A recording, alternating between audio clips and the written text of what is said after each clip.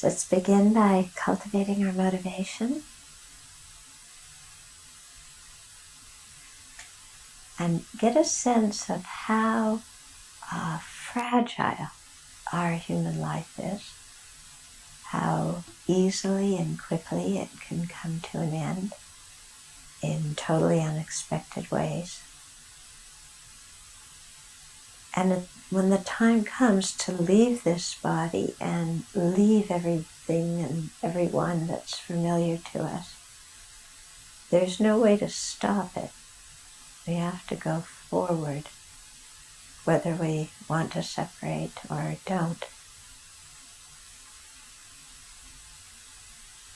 So we may have used our precious human rebirth wisely and be able to go forward with a sense of peace and confidence, or we may have wasted our precious human life just on distraction and therefore go forward into the dying process, into death, with fear and regret. Or we may even have used our precious human life to create harmful karma and then really see the visions of the future life appearing before us, the suffering that we're about to experience is karmically created.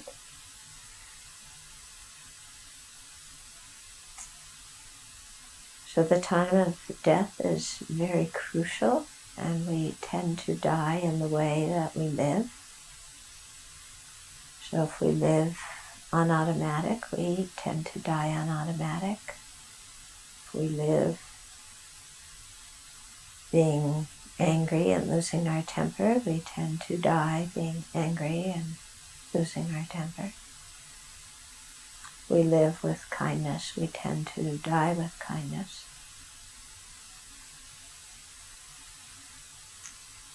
And so if we want a good human rebirth, or a good rebirth in general in the future life, it's important to prepare for the time of death now. And similarly, if we wish to attain liberation and enlightenment, we need to create the causes for it, which we're able to do with this precious human life. And therefore it's important not to fritter away our time, or to have this feeling that, oh, death doesn't happen to me,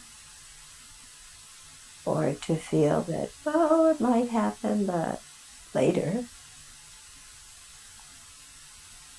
But to have that awareness of death that really sparks us to live in a very vibrant way, with attention to our spiritual aspirations and goals.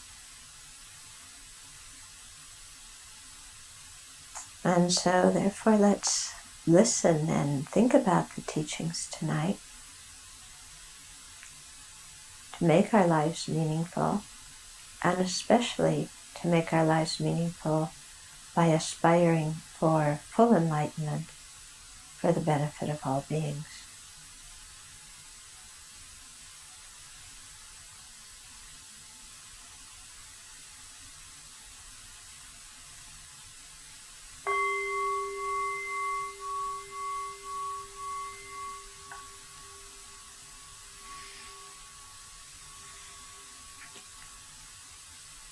Okay.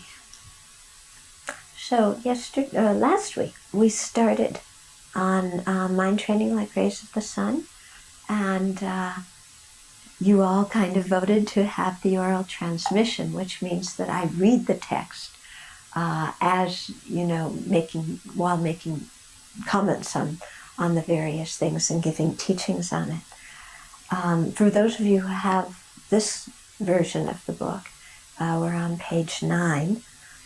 But basically this book is a commentary by Nam Kapel, who was one of the disciples of Tsongkhapa, who gave his commentary on the 7-point thought training that was compiled by Geshe Chekawa. And Namkapel's commentary incorporates the thought training practices as well as the Lamrim practices. And so in the section we're going through now, he's talking about the history of the thought training teaching. Okay? So I'll take up reading from where I left off last time. The precious awakening mind, and remember awakening mind means bodhicitta or altruistic intention. That's just the way they're translating it here. Is the supreme essence of any spiritual endeavor, the nectar providing the state of immortality. Okay, now why is bodhicitta the supreme essence of any spiritual endeavor? Why bodhicitta? Why not renunciation? Why not the wisdom realizing emptiness?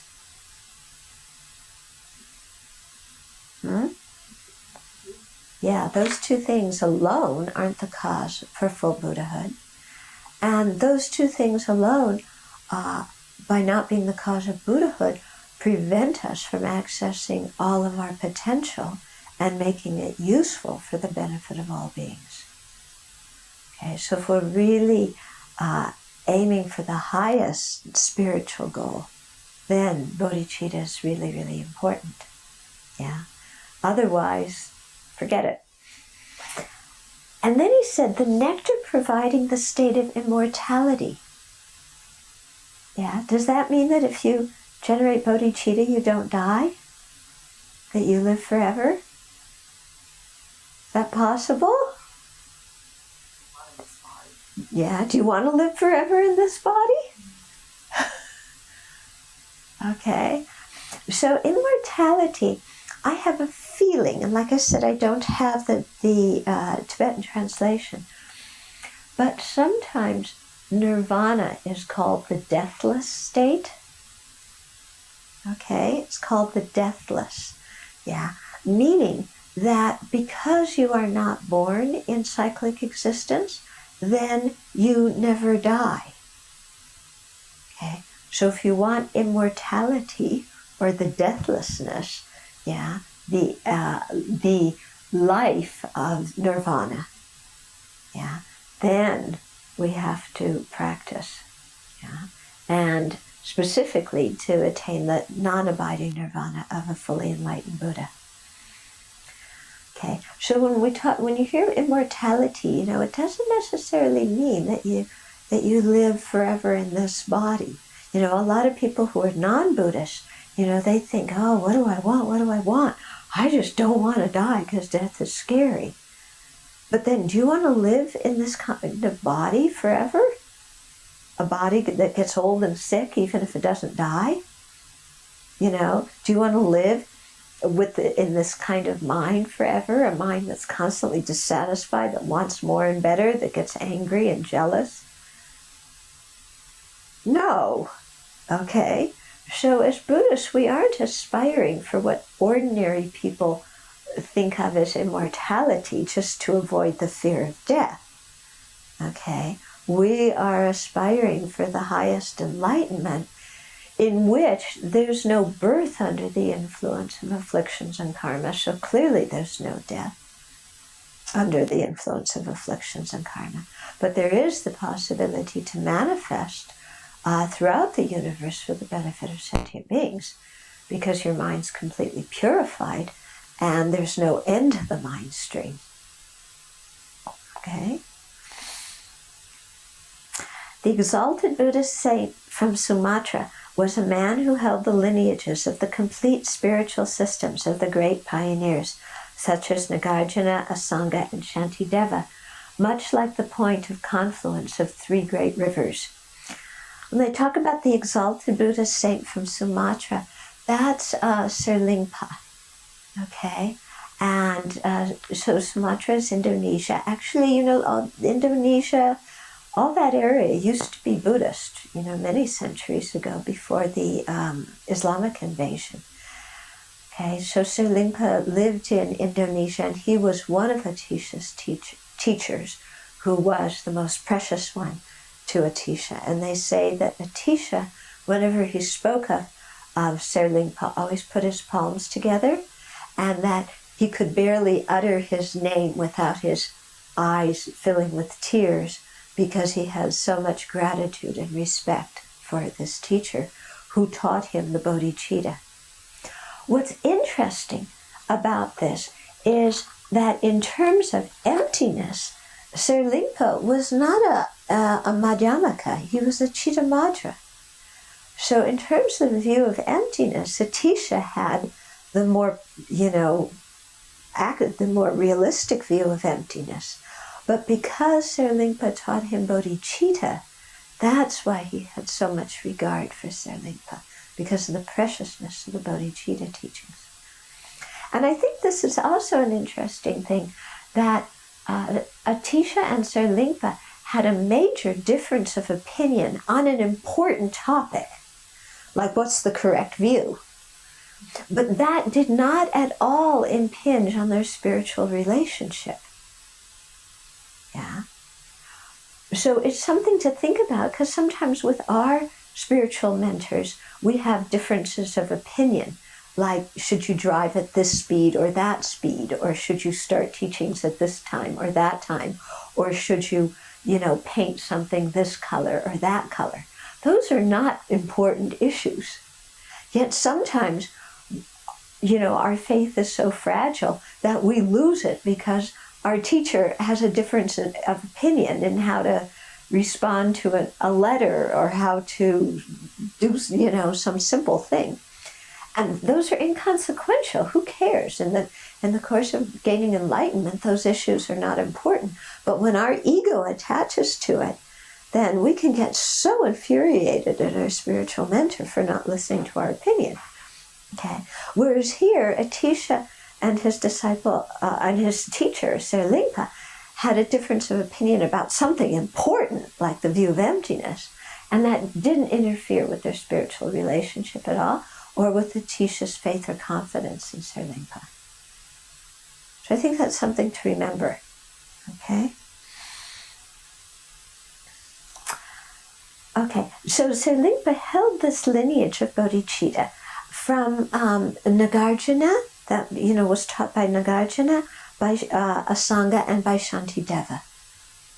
Okay, so Nagarjuna taught about bodhicitta, especially in Precious Garland, and Asanga taught about it. He, in his commentaries on Maitreya's text, especially the Yogacarya Bhumi, and then Shantideva in Guide to a Bodhisattva's Way of Life, and also in Shiksha Sambutta's compendium of sutras. Okay, so Serlingpa had all the lineages. And he imparted these teachings to the great Indian Pandit Atisha in a way that was like the filling of one vase from another that was identical. Okay? So the teacher and student were so close, yeah, and Atisha followed his teacher's instructions so well that the transmission of the realization was like pouring water from one vase into the other.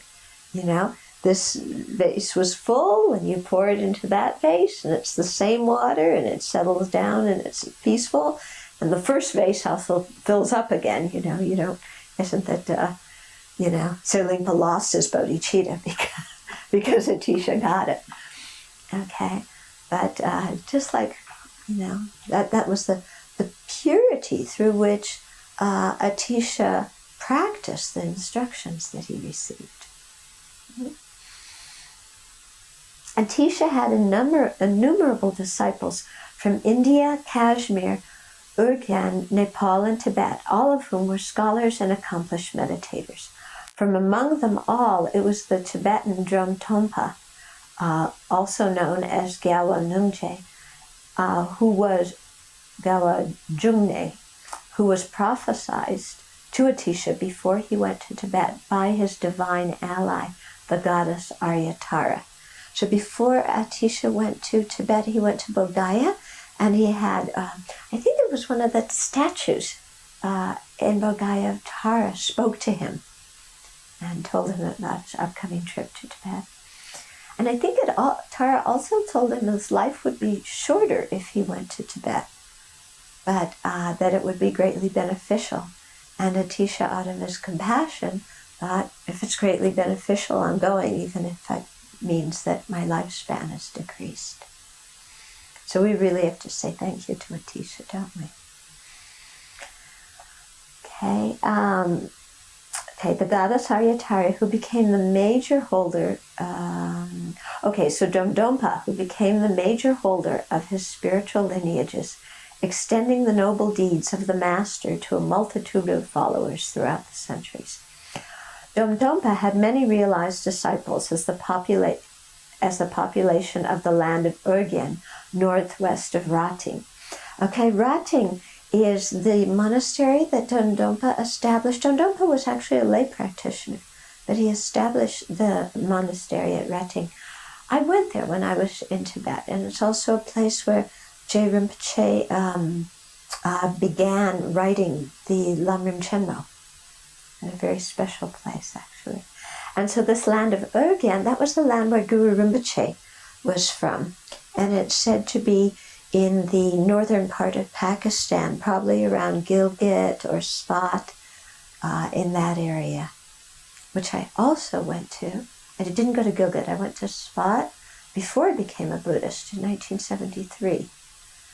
Yeah, and it was a very, very beautiful place. Now I don't know if there's terrorists living there, what the story is, but at that time it was quite beautiful.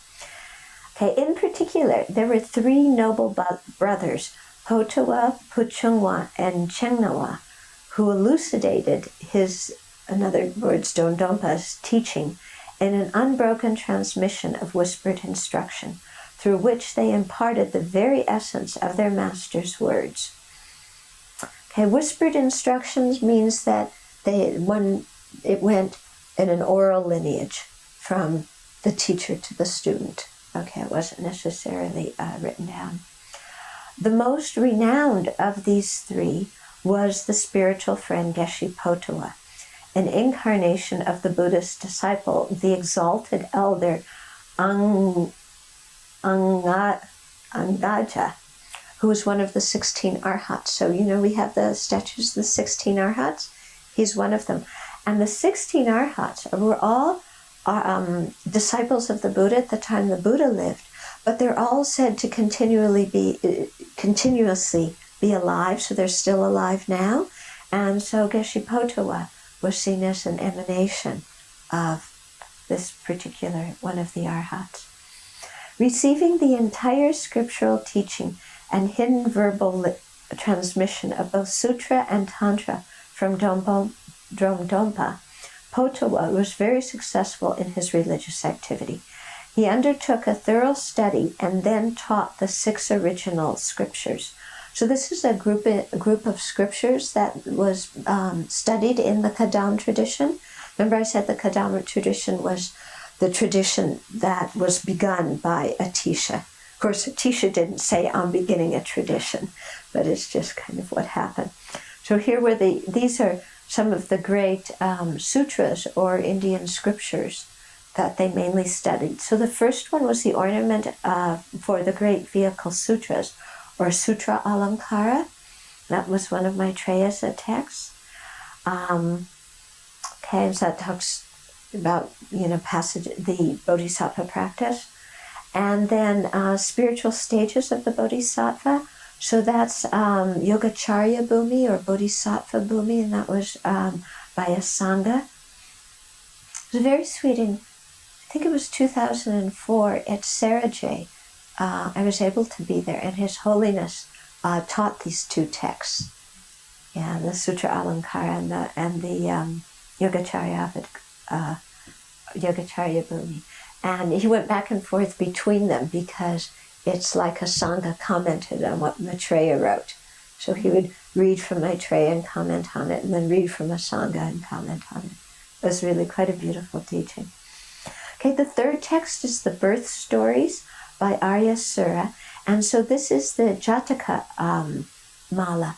So Arya Sura was an Indian pandit around I don't know, in the early centuries CE. And he collected a lot of the Jataka tales. The Jatakas are tales of the Buddha's previous lives when he was a bodhisattva. Okay? And so these tales are quite inspiring. And, sometimes the Buddha was a king or a prince or an animal, and it just tells of how he worked for the benefit of sentient beings in so many different forms in many different ways.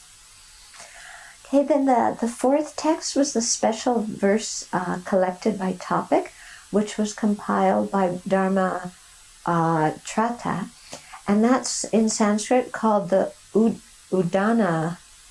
Can't read my writing. Udana Vigara. Udana Varga, that's it. Udana Varga. So the Udanas are a set of scriptures from the time of the Buddha that were also stories, and they usually were kind of short stories about different practitioners and how they practiced. So there's a collection in the Pali Canon of the Udanas, and it sounds here like Dharma Trata made a compendium also, or a collection of them. And then the two texts by Shantideva, Compendium of Trainings, or Shiksha Samucha, and then his Guide to a Bodhisattva's Way of Life, Bodhicharyavatara. Yeah. So those 6 texts, and those are all ones where you could really see the emphasis on bodhicitta. Yeah? And so that's what they study. I mean, the emphasis, of course, on the conventional bodhicitta, but also the ultimate bodhicitta, the wisdom realizing emptiness. Okay, so Dromdonpa fulfilled his faith in the Buddha by maintaining, we're talking about Potua, sorry. Potua fulfilled his faith in the Buddha by maintaining the precious jewel of the awakening mind as the very heart of his practice, teaching about it and putting it into practice. He had over 2,000 disciples involved in the pursuit of liberation. From among those, the most prominent were Lang and Yo from Yao, Ram and Nang from Sang, Ja and Pag from Kam, Be and Rog from Dolpa, Lang and Shar, whose fame was equal to the sun and moon in the central province of U, Geshe Drapa, Geshe Dingpa, and the great Geshe Jakar, and many others. Okay, so you might say, who are these people? They were great illustrious followers of Potua. I don't know much more about them, actually. From Atisha, from Dromdonpa, there were 3 main Kadam lineages, okay?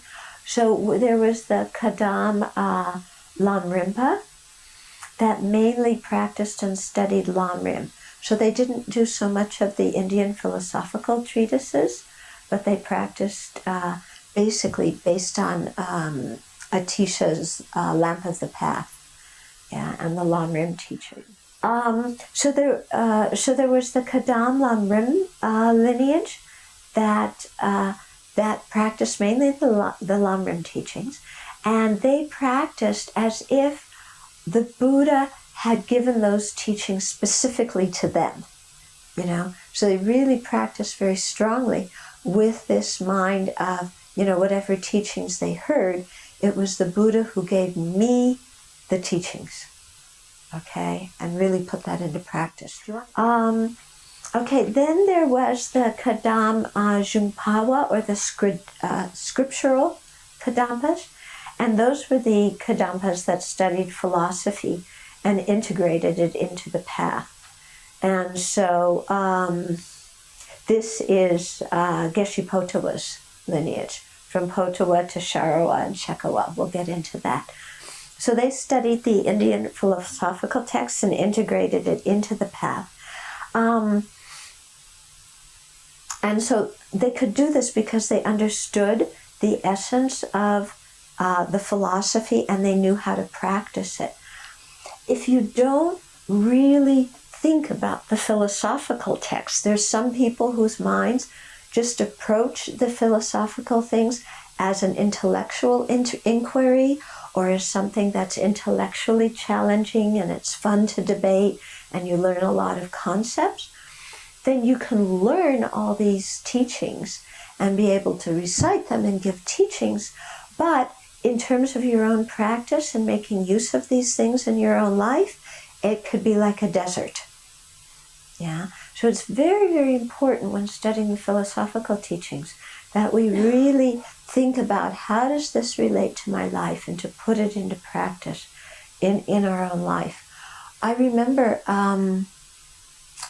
what was the name? The monk who wrote a book, Pelden, the one who was in prison 30 years in a Chinese prison in Tibet. Pelden something, I can't remember. But in his book, when he was talking about being imprisoned, he was saying that at one point the Chinese communists were really threatening them. And there was one geshe who just kind of got down on his hands and knees and was pleading with the Chinese guard not to kill him. And the monk, Pelden, said that, it just really shocked him, because this was somebody who had studied Dharma for year after year after year, but clearly had not really been able to take the essence and use it to transform his own mind, so that when he was threatened by death, he became just like an ordinary person who's sobbing and crying out. So I remember that very strongly. It was like, whoa, I don't want to be like that. So I think that's why he told us the story in his book. So that's important to remember. And then the third of the Kadamba lineages was the lineage of instructions, or of pith instructions. And so this was a lineage where the students practiced primarily the oral instructions of their teacher. So they may have studied a little bit of philosophy or a little bit of Lamrim, but they primarily practiced the oral instructions from their teacher. So what I find interesting in seeing, these three different branches of the Kadams is, that you see that there's different strokes for different folks. Yeah, that different people have different approaches to practice, different ways they like to practice. What suits one person isn't suitable for another person, and that we can accept this whole variety of ways to practice, and respect all of them. So be it the people who do the philosophical teachings, or the people who emphasize the Lamrim, or the people who do the ear-whispered lineage from their teachers, the pith instructions from their teachers. And then all these three Kadam lineages again came together in Tsongkhapa. Okay, and Tsongkhapa was the teacher of Namkapal, who authored this book. Okay, so he just got done talking about from Atisha to Dondonpa to his disciple Potawa, and then Potawa's disciple was Sharawa. So that's the next paragraph. The great Gentile Sharawa received the entire teaching, both scriptural and verbal, and was considered the one responsible for maintaining the transmission of his master's deeds. He conducted many discourses on the 6 original scriptures and other teachings, speaking to around 2,800 monastics. His most outstanding disciples were popularly known as the 4 sons. Chunglung Kusheg was responsible for willing service.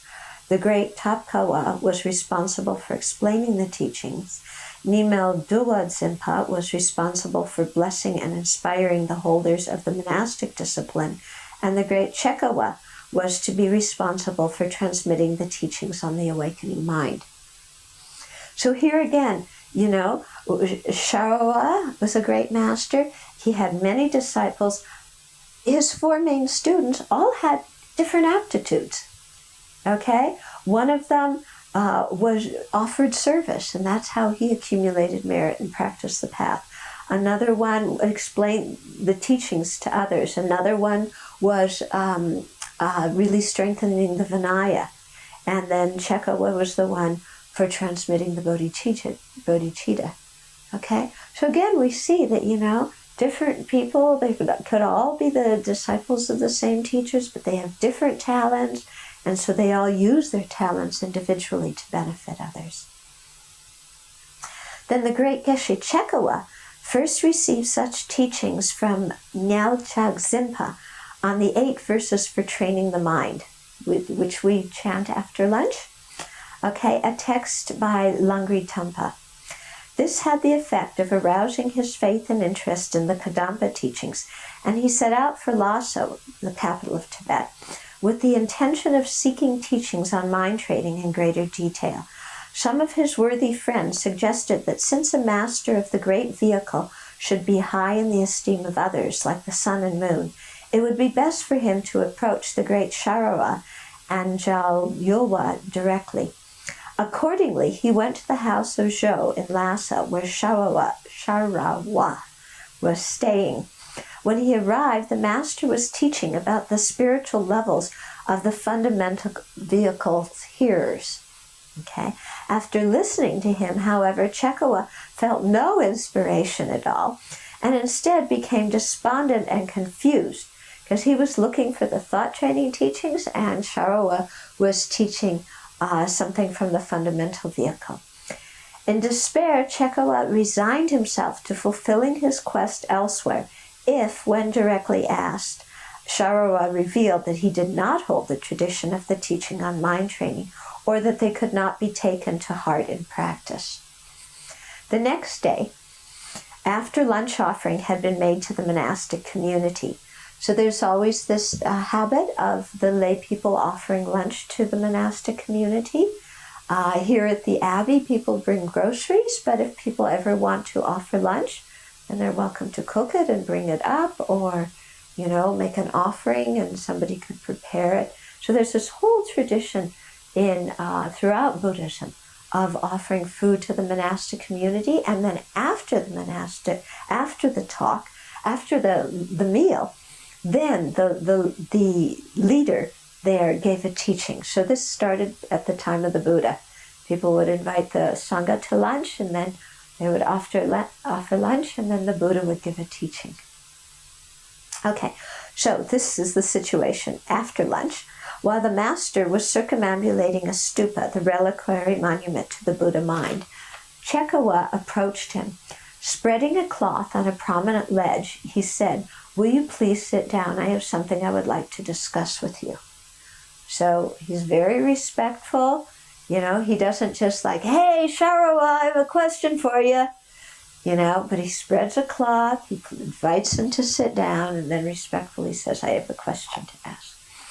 And the master replied, and here it says, teacher, but I don't think teacher is a correct translation. It must have been maybe a term like gen, which can be translated as teacher, but it can also mean it's used when you're addressing a male of some sort.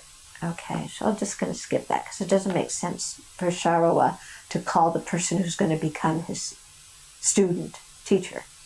Okay, so the master replied, what is it that you haven't understood? I made everything absolutely clear when I sat on the religious throne. Like, dum-dum, So he's seeing if Chekawa is, sincere about practicing here. Because if Chekawa was going to, break into tears and say, he didn't speak very nicely to me, I don't have any faith in him, bye-bye. Okay, but Chekawa didn't do that. Chekawa then produced the 8 verses for training the mind by Langri Tampa and said, "I was wondering whether you hold the tradition of these teachings. I found that it often helps my useless self just a little when all my thoughts run wild, or in times of hardship when I'm unable to find shelter, or when I'm scorned or cast out by others. Yet I also find that there seem to be a few occasions when it is not so appropriate to practice." In other words, Chekawa doesn't understand the teachings really well, so he doesn't know how to completely practice the mind training teachings. "Therefore, I humbly ask you whether it is really worth putting into practice or not. Will the final result of such practice be actually to lead one to the fully awakened state or not? Okay, so Chekawa doesn't want to invest a lot of time and energy practicing a teaching that isn't going to get him to the goal that he wants. He doesn't want to monkey around. He wants to know, is this a worthwhile teaching or not? And so he's asking this well-respected teacher. And Geshe Sharawa first completed counting the round of his Bodhi seed rosary, okay, before rolling it up. So the lamas do this, count and then roll up their rosary and put it down, or put it on their wrist. Okay. Composing himself and preparing his reply. There is no question whether this practice is appropriate or not. If you have no desire for the one and only state of full awakening being, you can leave it aside. So if you don't want to become a Buddha, then forget this teaching. However, you should yearn for just such a state, and it is impossible to attain it without directly entering this spiritual path. So he's saying, if you don't want to attain Buddhahood, forget this teaching. But if you want to attain Buddhahood, there's no other way besides learning bodhicitta. Okay. And then Chekawa says, very well, as this is a Buddhist tradition, I am interested to know where the definitive reference for this practice and experience may be found. Since a religious quotation requires a scriptural reference, do you recollect where it might be? So he's not content with just somebody saying, yes, you've got to do this practice. He wants to know, where is it in the Buddhist lineage? What great master spoke of this? How can we find the root of this practice? Okay. So Sharawa replies, who would not recognize it as from the impeccable work of the truly exalted master Nagarjuna? It comes from his precious garland of advice for a king, where it says, may their evil bear fruit for me, may all my virtue bear fruit for others. So Sharawa quotes these two lines from Precious Garland by Nagarjuna as the source of these teachings. And those two lines, that's the taking and giving practice, isn't it? Yeah. May their evil bear fruit for me, may all my virtue bear fruit for others. Okay. We usually think the opposite. May all my evil bear fruit on others, may they experience the result of my negative karma, and may all their virtue bring good results to me. That's what we want. If there's a problem, other people can have it.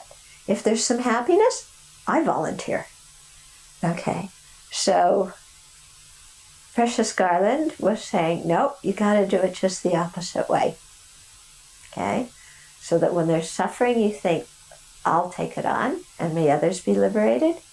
When there's virtue, especially even my virtue that I've had to accumulate with great effort, may others experience the result of that. Okay, just the opposite way how we ordinary beings think. So remember, very often we've talked about the different antidotes to disturbing emotions, and how the antidotes are always the last thing on earth you want to do when you're in the middle of that disturbing emotion. Well, this is why, isn't it? This is it. Okay, then Chekawa says, "O gentle sir, I have such deep faith in that teaching. Please, out of your kindness, take me under your guidance." So he requests Sharawa to be his teacher. The master replied, "Then try to stay. The conditions here will sustain you." Chekawa then asked, "Why didn't you give even the slightest hint of this teaching to the assembly during your discourse before? In other words, why were you teaching something from the fundamental vehicle and not this?" And to which the master responded, "Oh, there was no point in telling them of it. They're not really able to appreciate the full value of this teaching and training." Okay, so a really wise teacher just teaches what the students are able to appreciate the value of, And so Sharawa saw it as being more skillful to teach that particular group of students the fundamental vehicle teachings, because that what was more suitable for them. And if he had given this teaching on the mind training and bodhicitta, it wouldn't have worked for those people.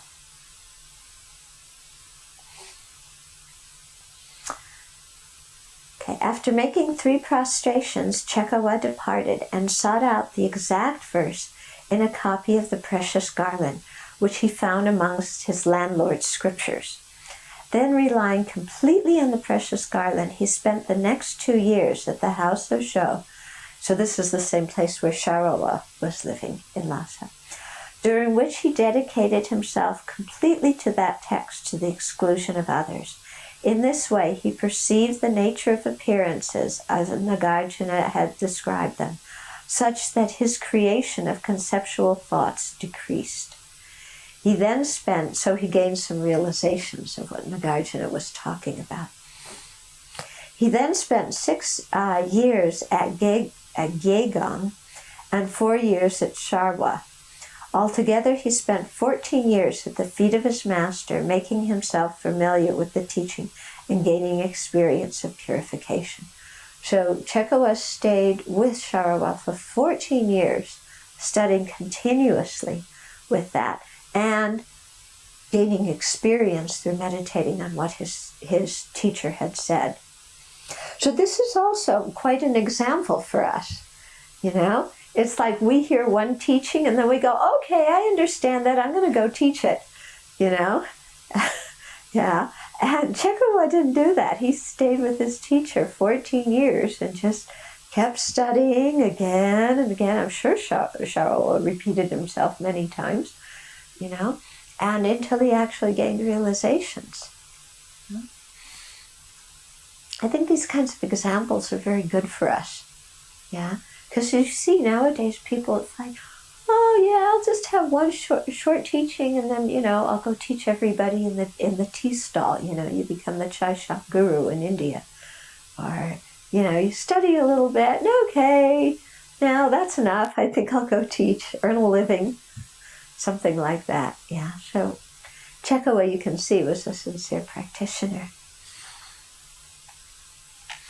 Once this experience had arisen, he said that it was so worthwhile that even if he had to sell all his land and cattle for gold to pay for the teaching, it would not have mattered, nor would he have minded being forced to sleep in the muck of the stables in order to receive them. Okay, so when he gained realizations of these teachings, Chekawa was saying, even if I had to sell everything I owned in order to have the gold to make offering to the master in order to receive this teaching, I would have done it. And even if I would have had to sleep in the muck with all the, you know, in the stables, I mean, you know what stables are like. Maybe you don't, but they're pretty stinky. Okay, even if I had to sleep in the muck of the stables, it would have been worthwhile to receive this teaching. Okay, so he's really showing how dedicated he is. Yeah, how many of us would give everything that we possessed away in order to request a teaching? Would we really? We'd kind of keep a little bit for ourselves, wouldn't we? Yeah. I mean, you need health insurance, you gotta have some food tomorrow, and you know, and you need some extra this or extra that, and you need to upgrade your computer, and you know, we're not gonna give everything away for some teachings. We're gonna, you know, I'll give the least I can give without looking like a cheapskate and request the teaching. That's how we do it, isn't it? Yeah? So this is why we really have to, you know, understand what generosity is about and appreciating the value of the teachings. You know, and would we sleep in the muck of a stable to hear teachings? I don't think so. You know? Or put it in Sravasti Abbey terms, would you sleep out in the snow in the winter to receive the teachings? I don't think we would. You know? Would you sleep in the barn? Yeah, with the mice? And the radon? No, we want our comfortable bed and good food and teachings at the time when we want them, and to sit in a comfortable seat, and not have to ask, because, we have other things we're busy doing. So I think this is, when I read things like this, I just kind of look at how the great masters practice, and then I look at myself, and it's like, that's why they're a great master, and that's why I'm not. It becomes real clear. Okay, the great Chekawa's disciples included over 900 monastics who were devoted to the cause of liberation. Among them was the yogi Jangsang of Drosa, the meditator Jangye from Rensara, Genpa Tombar of Balam, the all-knowing master Lopa, Gyalpa Satangpa, the great teacher Rapa Ladingpa, the unequaled master Gyawase, and many others who became both spiritual protectors and refuge for a vast number of beings.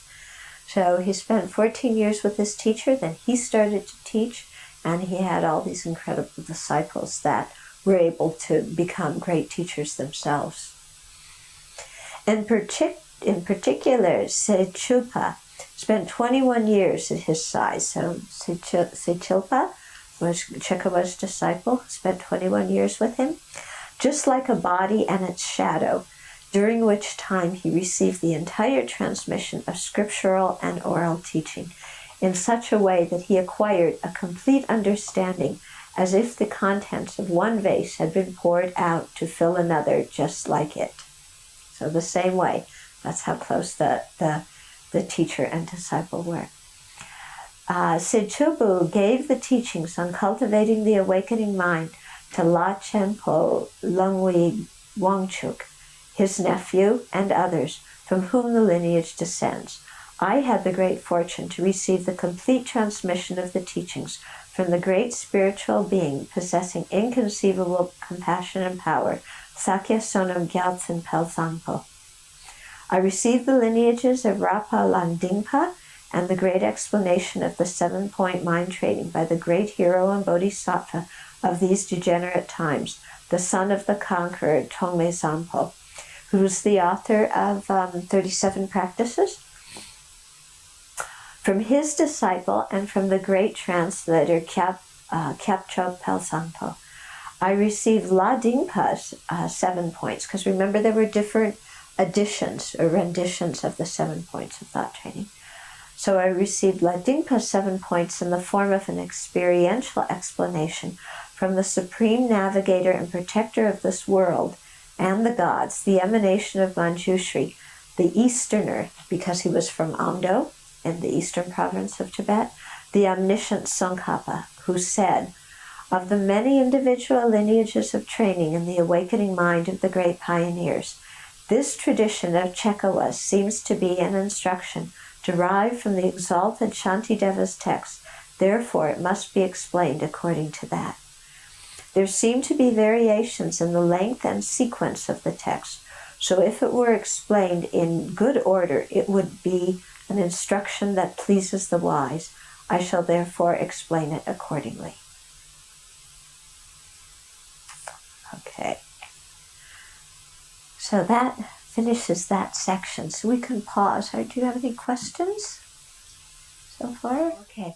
So in terms of the Jataka tales, which tell the Buddha's previous lives, and sometimes he was a king and sometimes he was an animal, how could a bodhisattva be an animal?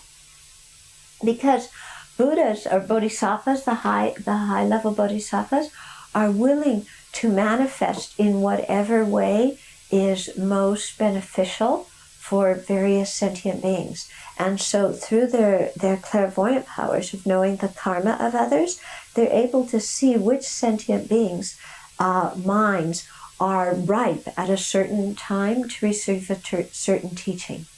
And so even if those beings are animals, yeah, a bodhisattva can manifest as an animal in order to teach those beings, or manifest as an animal in order to teach some human beings, who can be best taught at that particular moment, not by an animal sitting on the Dharma seat and giving teachings, but by a particular incident that's happening. Then that human being can learn something quite powerful from the animal. Okay? So bodhisattvas can even manifest as hell beings and all sorts of different forms for the benefit of others. So why did Atisha have to go all the way to Sumatra to get these teachings? And then how did the Mahayana spread into China and other Mahayana countries? Let me deal with the second question first. The Mahayana tradition and Buddhism in general went to China centuries before it came to Tibet. Okay, so it went to China by two routes. One was by sea, so south through the Bay of Bengal and then around probably through the Straits of Singapore, between Singapore and Malaysia, or maybe through Indonesia, and then up on the coast. And then the ships landed on the coast of China. That was one route. Another route was overland through the Karakoram Mountains. And so the Chinese have these incredible tales of Xuanzang, who was one of the great Chinese sages, who, what century did he live in? I can't remember. And he walked from China all the way into India and then walked around India. And there were 8 other great Chinese sages, Fa Xing and Yi Qi, I think I'm saying their names properly, but several great famous ones. And what's really remarkable about these early Chinese sages is they went to India and they kept journals. And so we're left with this incredible record of what they saw and experienced when they were in India and the state of Buddhism in India all those centuries ago. Yeah, and I know some of these journals have been translated into English. It's quite fascinating, because they went to some of the, Nalanda and great monastic universities and outlying areas, and then also in Central Asia, because Buddhism was spreading into Central Asia as well. Yeah, all that whole area, Pakistan, Afghanistan, that northern area, that was Buddhist, into Tajikistan and, the whole Central Asian area, all along the Silk Route. Not that everybody was Buddhist, but that's how Buddhism spread into China. And so these great sages usually would come from China. And, we hear the names of the great sages, but we don't hear the names of all the other people who went on the trip with them, and all of the other people who went on the trip with them and died. Because crossing these mountains, all those many centuries ago, was not easy. There was danger from robbers, from wild animals, from diseases, from landslides, So the people who went from China into India, and also the great sages who went from Tibet into India, they really risked their lives to get the teachings and bring them back. Nowadays we just get on a plane and, go to Delhi and then complain because we couldn't sleep, and then take the train to Dharamsala, But so many people lost their lives. We don't even know the names of these people. But without their kindness, these great expeditions would never have happened, and there wouldn't have been the few people whose names do resound through history, who actually brought back huge bag loads of scriptures, So they would, in China, the Chinese sages, they collected huge number of scriptures. Whenever you see Xuanzang, he has a backpack filled with scriptures. Okay, and then they carted them all the way back to China. And then they set up translation schools and began to translate them. Yeah, and so, Buddhism started going into China around, I think the earliest may have been the 1st century BC, but more it started around the 1st century AD. And then Buddhism went into Tibet in the 6th century.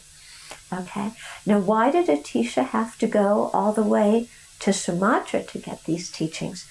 It could be because Atisha lived in the late 10th, early 11th century, that, maybe, and Atisha was actually, he was a prince from Bengal. But these teachings, the lineage may not have been very strong at that time, or perhaps the lineage holders didn't have the complete teachings coming from Nagarjuna and Asanga and Shantideva. It'd be really interesting to find out more about Sir Lingpa's life and how he got these 3 lineages. And did he get them in India? And then did he go to Sumatra? Or how did he learn all of this? It would be fascinating. I don't know. Maybe somebody can Google Sir Lingpa and see if we can find out something more about his life.